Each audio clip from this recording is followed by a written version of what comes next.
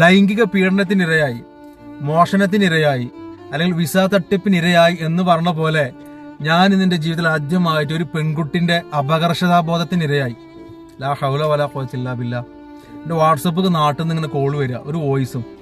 ഞാനത് കേട്ടപ്പോൾ വളരെ സങ്കടം, ഒരു കുട്ടി കരയണ പോലെ എനിക്ക് തോന്നിയത്. നല്ല ഹിജാബ് ഇട്ടൊരു പെൺകുട്ടി, ഞാൻ ലൈഫിൽ ആദ്യമായിട്ടാണ് കാണുന്നത്. അവിടെ ഉത്തരേ വേണ്ടുള്ളൂ, നിങ്ങൾ ആ വീഡിയോ ഡിലീറ്റ് ചെയ്യണം.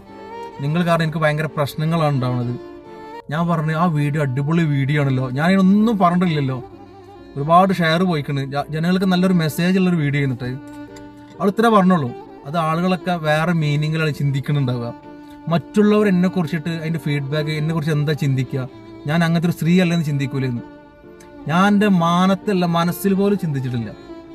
ഇത്രയുള്ള അപകർഷതാബോധമാണ് പെൺകുട്ടികൾക്ക്. അതിപ്പോൾ ഉമ്മയാണെങ്കിലും പെങ്ങളാണെങ്കിലും കാമുകയാണെങ്കിലും ആരാണെങ്കിലും, ഹൃദയം ലോല ഹൃദയമാണ് അല്ലേ. നമ്മൾ കാണുന്ന ഒരു ഇൻഫ്ലുവൻസറാണ്